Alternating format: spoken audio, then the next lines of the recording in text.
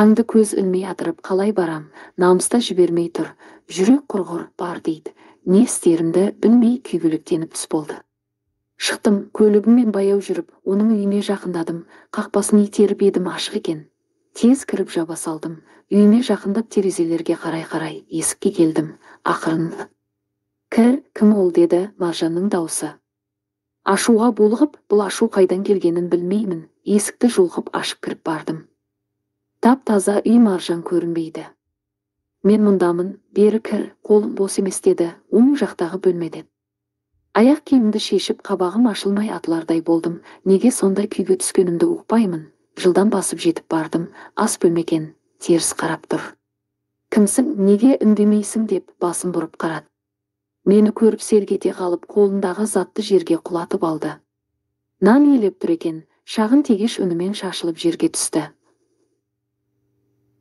Менің ашуым басылмай, түрім сұрланып кеткені анық, өзім қысылып қалдым, тез еңкейіп тегешті көтере беріп, өз көзіме өзім сенбей отырып қалдым.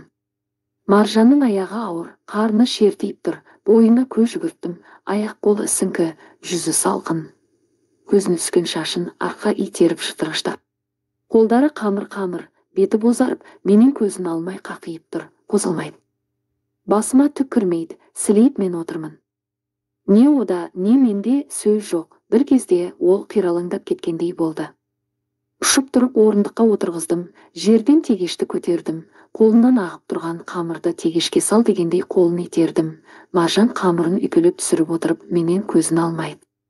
Мен бетіне қарағым келмей, тез шығып кеткім келіп, столдың үстіне тегешті қойдым да сыртқа қарай беттедім. Тездетіп аяқ киімімді киіп, есікті ашқаным сол еді. Тілеу деп бақырып жіберді, жалт беріп барайын дедім де, шертеген қарны көз алдымда тұрып, есікті тарс жауып қашаны беттедім. Тілеу деп есікті ашып артымнан айқайлап тұр, қашаға жетіп қалдым. Тілеу тоқташы, Тілеу кетпе тоқташы, деді. Артыма қарағым келмей өзім бекіткен қақпаны аштым. Мен енді тоқтамаймын, мен енді артыма қарамаймын деп ішімнен айтып көлігіме жақындадым, есігін ашуға кірістім. Қашаның сыртына жүгіріп шыққан Маржан жалаң аяқ, бір қолымен ішін ұстап, бір қолымен қақпаны ұстап, Тілеу, өтінем тоқташы, кешірші деді. Мен көлігіме отырдым, ол капоттан ұстап мен отырған жаққа жылжып келе жатыр. Тілеу, айналайын, ең құрығанда тыңдашы, Тілеу деп ішін екі қолымен ұстап еңкейіп кетті. Көлігімді оталдырып отырған түсінбей ытқып шықтым. Ай-ай-а, деп жерге қарай сырғып отырып барады. Не деп болсам да есім шығып, Маржан не болды деп екі қолтығынан демедім. Ол бір қолымен иығымнан ұстап дір-дір етеді. Ішім деп айтып үлгерген жоқ, қан су ете қалғанын көзім шалды. Тұрып алып, деп жаны қиналып барады.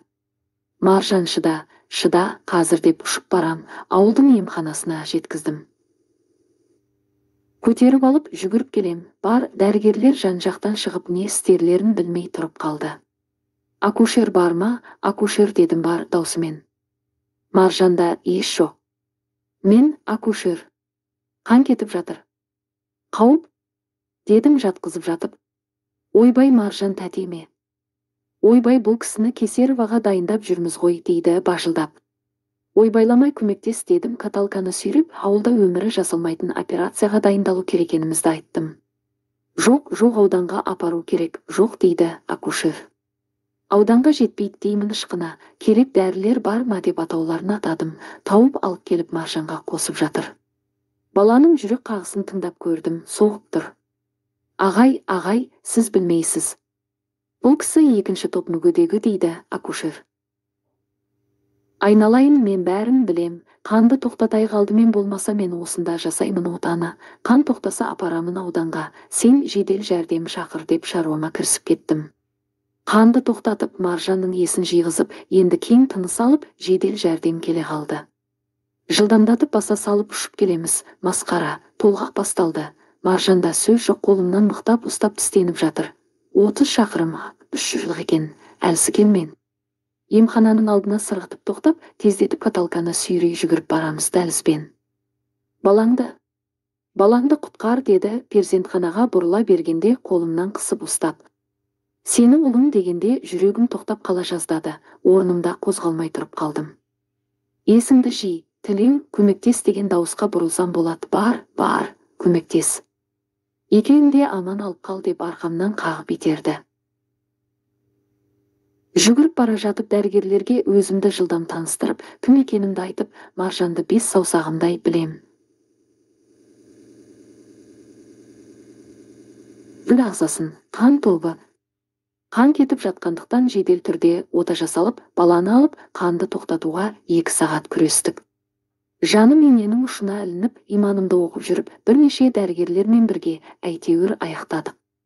Қан күйіп сыртқа шықтым, есім ауып шылқып су болып, дірілдегенімді баса алмаймын, ауада жетпейтін сияқты. Сіз жарадыңыз, шебер екенсіз деген адамға қарасам хирург, гинеколог бірге ота залында болған азамат екен. Орнымнан тұрып қолын алдым. Ол қаттырақ қысып ризашылығын білдірді, күліп қояды, қасыма отырды. Тағы да үнсіздік, ол шылымын қушырлана сорып, ары қарай үрлеп шалқалақтап отыр. Баланы көрдіңіз бе? Дегенде ғана бала есіме түсіп жалт қарадым. Бәрі жақсы, инкубаторға салды, салмағы 900 бойы деп маған бір қарап алды да 52 сым, 7 айлық балаға керемет деді. Өне бойым өртеніп, орнымнан тұрып, балалар бөлмесіне бардым, кіріп әйнек көтінің ішіндегі балама, балама қарап қол аяғым дірілдеп жылап тұрдым. О, тәңірім, уа жаратқан дедім, ар жағын ештеңе айта алмай, өз-өзімді ұстай алмай, жүрімен отырып ұлыма қараймын. Дәрігер жақындап келіп, қатты уайымдамаңыз, балаңыз дін аман деді, жылы дауыспен. Басымды изеп тағы жарты сағат отырдым.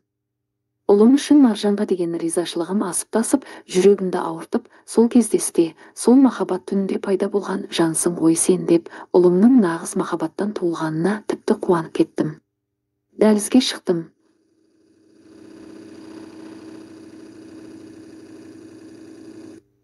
Марал тұр екен, мені көріп бақырайып қарап тұрды да, бас салып құшақтап алды, денесі селкілдеп жылағаны сезілді. Тыныш. Бәрі жақсы, қазір анаң есін жиса болды дедім. Маржанның әлі есін жия алмай жатқаны мазалап тұр. Рахмет сізге, үлкен рахмет деп бетіме қарады. Анаң хабарласпады түсінікті, сен неге хабарласпадың дедім ренжіген дауыспен. Орындыққа қатар отырдық. Негізі ол мен анама рұқсатымды бермегем деді қабағын түйіп.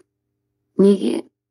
Анам сіздікіне қонып келгенде, араларыңызда бірдеңе болғанын уқтым, жындандым, долдандым, анам мені тастап сізге кететіні көрініп тұрды. Анамды тыңдамадым, апама хабарласқам, таң ата апам да келген, үйде үлкен дау болды. Апам екеуміз екі жақтан анамды жеп сенімен сөйлескізбедік.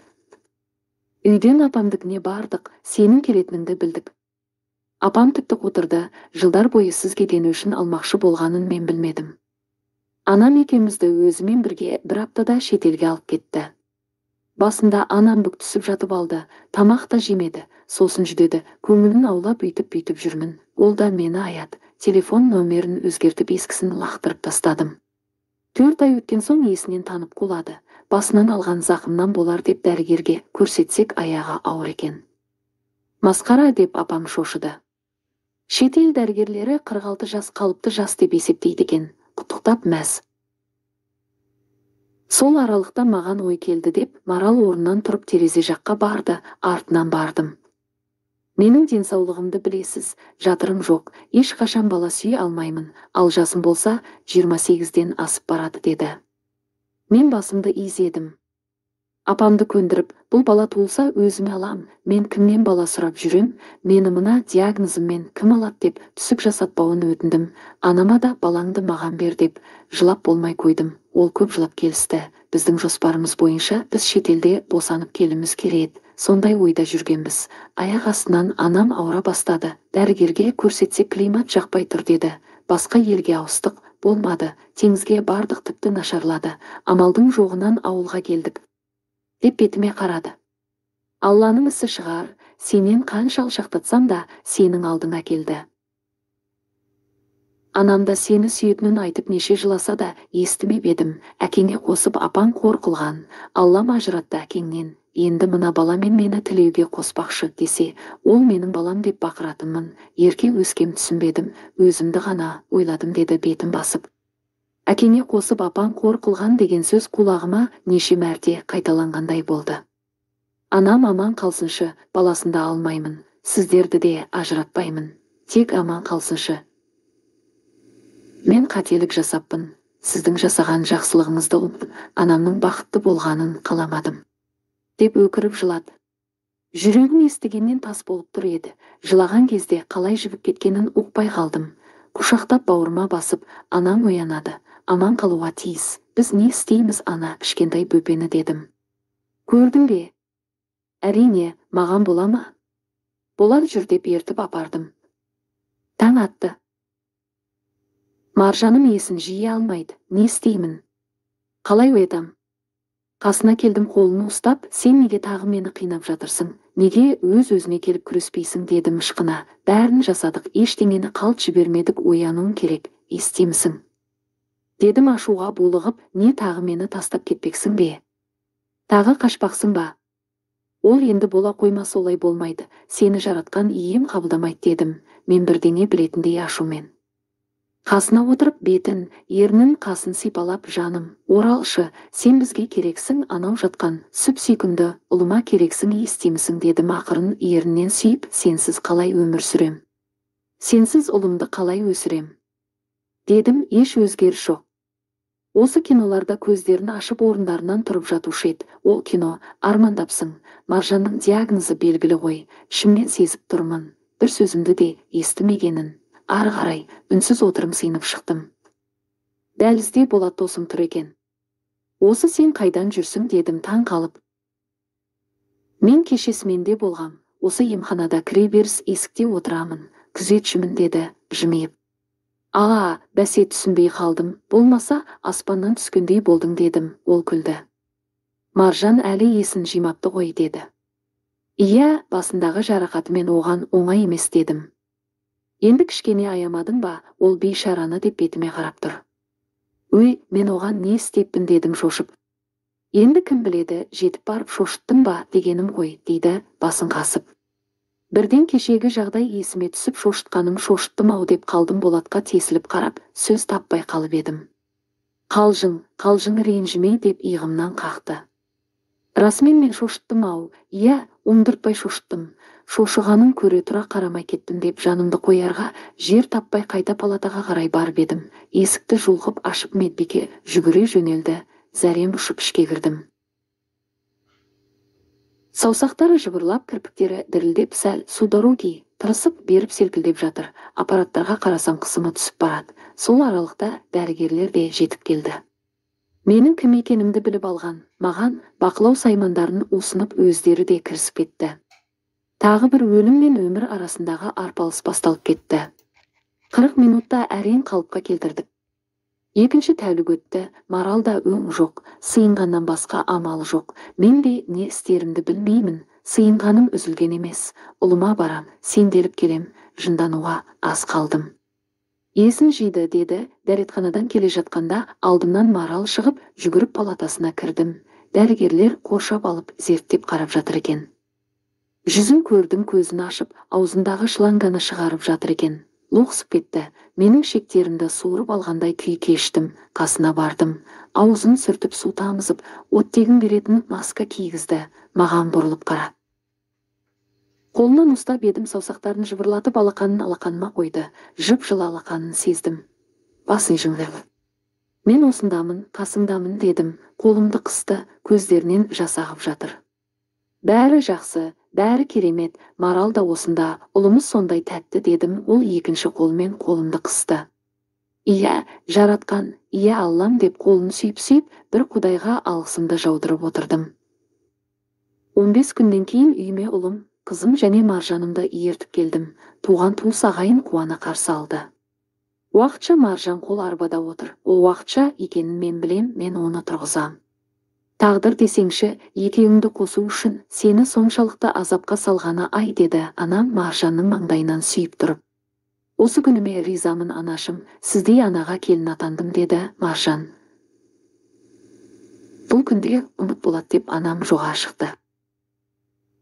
Баламды құшақтап кеш болса да, 46 жасымда әке болғаныма, осы бақыттың бұйырғанына, сол 46 жасында маған жанын шүберекке түйіп, ұл сыйлаған Маржанға алғысым шексіз. Мен шын жүрегіммен Аллама риза едім. Осы бақытты маған таза махаббатпен, ауыр сынымен бергеніне де ризамын. Қалған өмірімде жаратқан өзі жар болып, адамдарды ажалдан арашалап, адал қызметімді істеп, адал өмір сүрсем болды.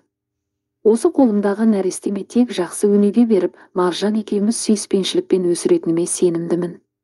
Қайта туып жасарып кеткендеймін. Ұлымның иісін қушырлана иіскеп, Маржанға ұсынам, ол мейірлене қарап бауырына басады. Көздері жайнап күлімдеп кеткеніне қарап, ол да жасарып кеткен бе деп өз-өзімнен қызғанып қоям. Үлкен дастархан басында бүкіл бауыр, жиен ағайындарымыз отыр. Асымызға адалдық, денімізге саулық берсін деп анам бата жасады. Жан анашым, асыл анам, бәрі сіздің көрегендігіңіз, даналығыңыз, данышпан ақылдылығыңыздың арқасында жеттік. Ақ сүтіңмен бойымызға имандылықпен адамгершілікті сіңіргенсіз. Сізге ұзақ өмір берсін деймін ішімнен. Жарқырап отырған анама қарап, әкеме де берген өнегесі мен тәрбиесіне іштей дуа жасап астан алдым. Ұрпағымның бағы болғай.